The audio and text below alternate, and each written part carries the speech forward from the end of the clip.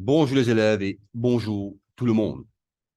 C'est une nouvelle leçon du playlist physique appliquée T1 et dans la leçon, je vous explique le théorème de Thévenin.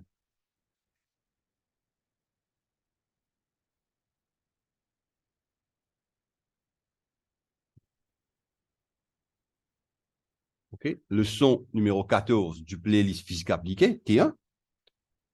Et c'est quoi le théorème de Thévenin? Bien sûr, le théorème de Thévenin, c'est un théorème qui permet de nous optimiser un circuit électrique, un réseau électrique, pareil comme les techniques de conversion de la source, pareil comment le théorème de superposition. Bon, moi, j'ai oublié mentionner que le théorème de superposition, il est introduit par un monsieur qui s'appelle David Bernoulli dans le monde de l'acoustique. Et il est aussi vrai pour tout système linéarisé et linéaire, par exemple la mécanique, ou bien dans un système électrique, ou bien même dans l'optique. OK. Ceci dit, c'est quoi le théorème de Thévenin? Bon, ce théorème est très utile pour simplifier un circuit complexe. Et là, on représente un circuit complexe, c'est ça. Ça, c'est le circuit complexe. OK? Et le circuit complexe, c'est là, parce que il y a plusieurs résistances, plusieurs sources de tension, il y a un interrupteur, et après, il y a les autres dispositifs électriques, électroniques là-dedans. Mais nous, l'objectif, c'est parce que les forment partie, ça RC là, les forment partie du circuit complexe, mais seulement nous isolons, nous envie trouve le courant qui passe dans EAC. OK? Et mon rappel, EAC, c'est la charge, ou bien en anglais, EAL. EAL veut dire all load, mais en français, il y a résistance de la charge. Et on doit trouver le courant dans EAC et comment faire? Comment faire? Nous capables de servir conversion de la source, si possible, parce que pas tout le temps il est possible ça, les limiter. Nous capables de servir théorème de superposition quand nous traitons n sources à la fois et puis nous ajoute l'effet de toutes les sources pour trouver l'effet de l'ensemble. OK? Ou bien nous servir ça nouveau théorème là, théorème de Thévenin. Et théorème de Thévenin qui dit à nous, première étape, nous dit c'est pas la résistance de la charge et du circuit complexe. Nous couplons. Et là, moi, je mets une section là, A et B, A et B, et les sectionner. Nous isole le circuit, la résistance de la charge. Okay. Nous isolons et puis nous mesurons la tension entre les bornes A et B. Et sa tension qui m'a gagné là, moi, appelle ça tension Thévenin, VTH. Mais seulement comprends que dans ma question, nous ne pas prendre un voltmètre pour mesurer. En pratique, nous avons mesuré, mais dans ma question, nous avons un voltmètre pour mesurer. Nous besoin servir nous les autres théories pour trouver sa tension. OK? Deuxième étape, moi élimine toutes les sources. C'est une source qui est à l'intérieur là, moi élimine. Comment moi élimine? Je besoin comprendre que les sources de tension, moi besoin court-circuit et les sources de courant, moi besoin faire éliminer un circuit ouvert. Circuit ouvert. C'est sa façon-là qui m'a éliminé. OK? Court-circuit des sources de tension et circuit ouvert des sources de courant. Et puis, là, je suis capable de prendre au mètre, mesurer. Bien sûr, dans ma question, je peux calculer, je servir résistance équivalente, parallèle, série, etc. Mais en pratique, je prends au mètre, mesurer, je gagne une résistance. Et la valeur de la résistance, c'est la résistance Thévenin. OK? Et là, je dis, ben, moi, non, mon équivalent Thévenin, ça, circuit complexe, ça, il vient d'une source de tension en série avec une résistance. La valeur de la source de tension, c'est VTvenin qui est trouvé ici. Et la valeur de la source du courant, c'est EATvenin qui est trouvé ici. OK? Et là, on met en série avec la résistance de la charge. Et bien sûr, la mot gagne ça. I, parce que c'est ça qui multiplie par D, I est égal à VTH sur EATH plus EAC, parce que les deux résistances, EATH et EAC, sont en série. Bon, un petit résumé. Ah, c'est quoi? OK. Un petit résumé. Le théorème de Thévenin fournit une technique mathématique pour remplacer un segment de circuit donné. Ça veut dire, nous remplace un segment de circuit vu de deux bornes de sortie, A et B, par une source de tension VTH unique avec une résistance en série unique et ATH. Il permet de résoudre assez rapidement et facilement les problèmes des circuits complexes. OK. C'est ce qu'il nous dit là-bas. OK. Les valeurs de RTH et VTH doivent être calculées dans les questions. OK. Nous avons qu'à mesurer. Exemple 1. Exemple 1. Trouver le courant dans la résistance. Nous fais la question là par le théorème de superposition. Et si je me rappelle, nous avons 4 ampères. Okay. Trouver le courant dans la résistance de 1 ohm dans le circuit ci-dessous. Bon, on a 3 sources, N sources de tension, N sources de courant, N sources de courant. Première étape, nous sectionner la résistance EA3, éliminer toutes les sources. Bon, ça nous plaît, on a envie de trouver EATH avant, et trouver la résistance entre A et B. Bon, on élimine sa source de courant là, circuit ouvert, circuit fermé. Le circuit vient comme ça. Le circuit vient comme ça. OK? Circuit ouvert, court-circuit, circuit ouvert. Si on met un ohmmètre là, et mon bougain seulement entre l'ohmmètre, entre les bornes de l'ohmmètre, mon bougain 3 ohms, parce que ici, c'est une résistance qui m'a dire morte. Parce qu'une seule borne connectée avec l'ohmmètre et l'autre borne à l'orbite. OK? Ça veut dire EATH est égal à 3 ohms. Tout simplement. Seconde étape. Et moi, laisse tout une source de tension, etc. Et il est là, moi. Et moi trouve VTH ici. Bon, maintenant, bon, il y a fait des autres là-dedans. Là. Et si c'est possible, ça me rappelle, sinon on va pas capable de tirer. Pas non. Okay. Bon, écoutez. 4 volts ici, 3 ampères ici. 1 ampère ici. OK. Ça, c'est 3 ampères, ça, c'est 1 ampère. Ça veut dire que 3 ampères passe là, 1 ampère passe là, ici pour 4 ampères. La cause, ça, on écrira 4 ampères ici là et 4 ampères ici là. OK. Si 4 ampères passe là, 4 ampères obligé passe là. Puis il y a une possibilité qu'il y ait un autre courant passe là. Parce que puis il y a un autre chemin.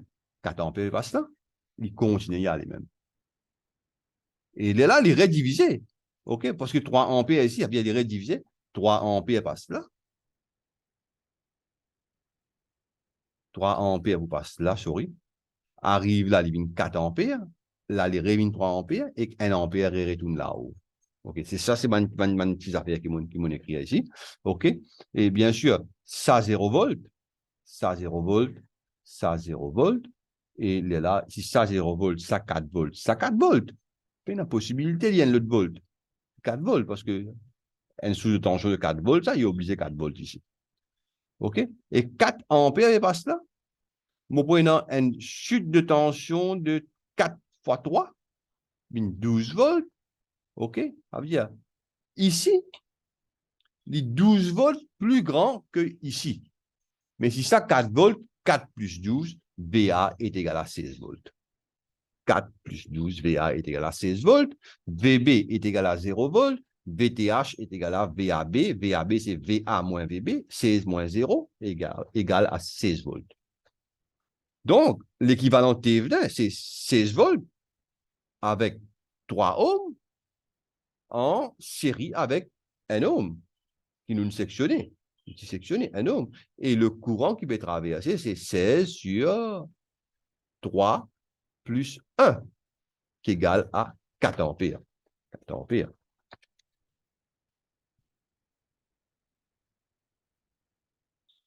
OK.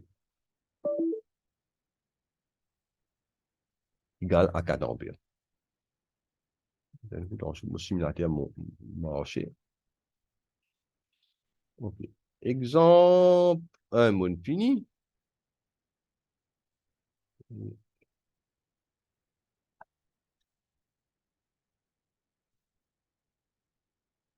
Bon, il pas bon, tu vois, exemple 2. Non, avec exemple 1, là, me montre les autres simulations là.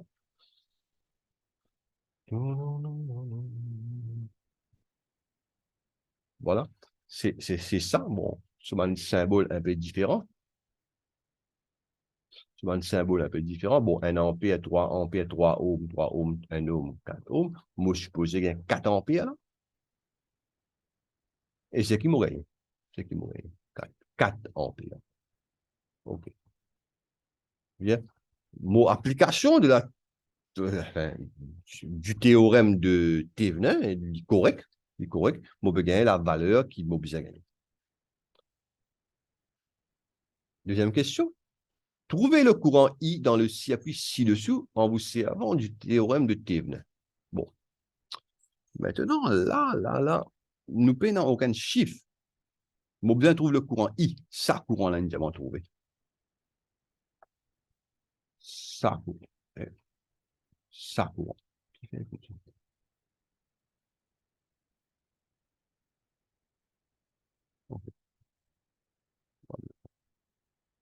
Ça, courant-là, nous avons trouvé. OK. Mais là, la façon qui, moi, me fait, mon diable, écoute bien. Moi, besoin trouver ça courant, là. Moi, laisse ça comme ça même. Parce que il est déjà dans une forme qui me content, qui me qui facilite mon travail, et une sous de tension là, et une résistance en série. OK? Et moi, pas capable de faire avec un équivalent Thévenin, parce que l'équivalent Thévenin, c'est lui-même, une source de tension avec une résistance en série. Par contre, ici, moi, j'ai une source de courant, I1, et une résistance en parallèle et à 2. OK?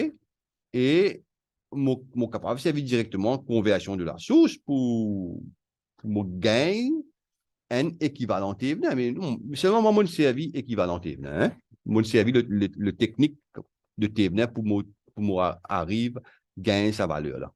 Sa valeur là. Et ATH et VTH. Première chose, moi sectionne le circuit. OK? Et là, on appelle ça A et B. Et là, on transformer cette partie en son équivalent Thévenin. Sa partie-là, on transformer en équivalent Thévenin. Première chose, et ATH, je élimine les sources, c'est ouvert circuit, mon gain est à 2. Deuxièmement, VTH, je prends un ohmmètre, je mesurer là, mon gain I1 et I2 parce que le courant est passe là. OK? Et le courant, c'est I1 et la chute de tension est pour I1 et I2. OK? Et là, sa partie là, son équivalent c'est une source de tension de I1 et I2 en série avec I2. Et là, on remplace là-dedans. On remplace là-dedans. Et là, on gagne I1 et A2, et A2, et A1 ici, VS ici. Ici, c'est VS. Ici, c'est I1 et A2. Et le courant I, si on calcule, il est pour VS moins I1 et A2. Alors, on soustraire I1 et A2 depuis VS. Et là, on divise par la somme de sa deux résistances. Parce que les deux résistances sont en série. Et A1 plus et A2. Exemple 3. Utilisez le théorème de Thévenin pour convertir le circuit ci-dessous en une source de tension unique en série avec une résistance unique. Bon. Ici, il demande ça. 15 volts dans sa direction-là, 10 volts dans sa direction-là, et 4 ohms. Et puis, il écrit A et B ici, deux bornes ouvertes. Et moi, mon écrire Y et X. Les deux sources de tension sont soustractives. OK? Ça veut dire, vous êtes dans opposition, si nous guette bien, ça circuit-là, et dans une tension résultante de 5 volts. 15 moins 10. OK? Et le courant dans le circuit là, OK? Il est pour 15 moins 10 divisé par 8 plus 4. Parce que dans ce circuit-là, dans un circuit comme ça, là, OK, dans la maille, OK, 8 plus et 4 sont en série, il y a 5 sur 12 ampères. OK? Et là, nous trouvons que le courant, il va prendre, et puis ici, il va venir là. Parce que 15 plus grand que 10. C'est-à-dire, le potentiel VY est plus grand que le potentiel VX. OK? Et combien? Par 5 sur 12, le courant multiplié par 4 ohms, selon la loi d'Ohm. OK? Et là, mon gain, et sa chute de tension, 5 sur 12 multiplié par 4, c'est bien 5 sur 3 volts. Ça veut dire qu'on a une élévation de tension de X vers Y de 5 sur 3 volts et on a une élévation de tension de 10 volts ici, due à la source de tension. OK? Et la tension entre A et B, c'est 10 est égal à 30 sur 3, plus 5 sur 3, il devient 35 sur 3 volts. 35 sur 3 volts. 35 sur 3 volts. OK? Et la résistance Thévenin, la tension Thévenin, c'est 35 sur 3 volts, et la résistance Thévenin, mon court-circuit, ce truc-là, nous court-circuit ça, OK?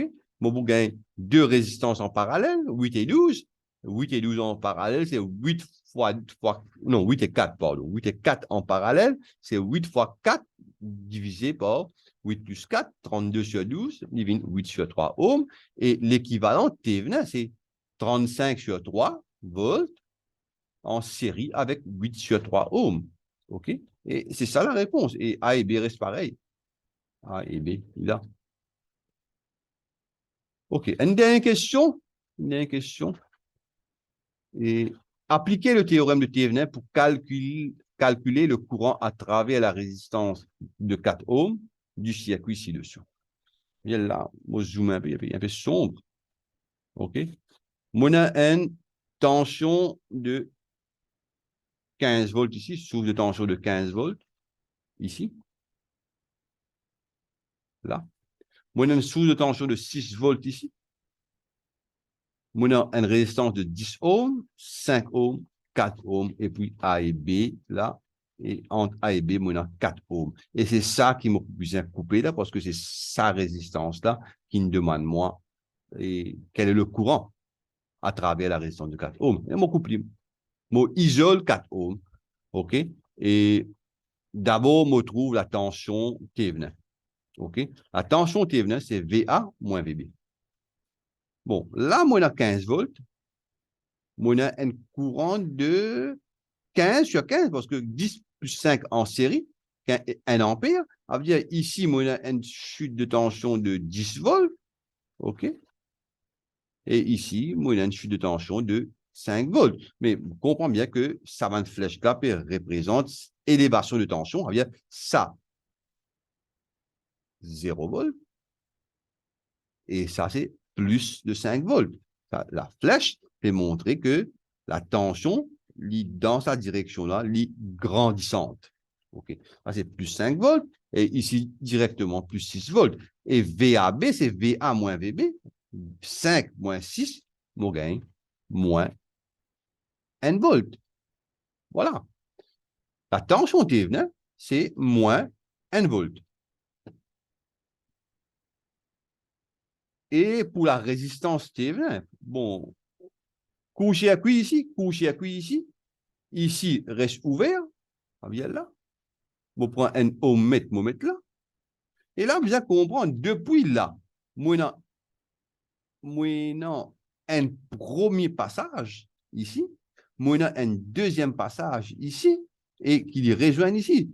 Les deux résistances sont en parallèle. Ils divisent après les rejoignent, ils sont en parallèle. OK? Et ça veut dire, la résistance Thévenin, c'est 10 et 5 en parallèle, 10 fois 5 divisé par 10 plus 5, 50 sur 15, et divisé par 10, il vient 5 sur 3.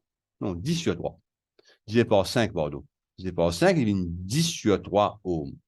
Ça vient 10 sur 3 ohms.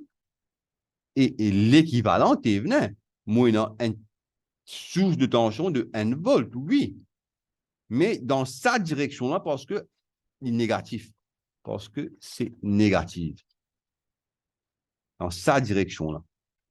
Il n'est pas comme ça. OK? Il est dans sa direction-là parce que, à cause du signe négatif. OK?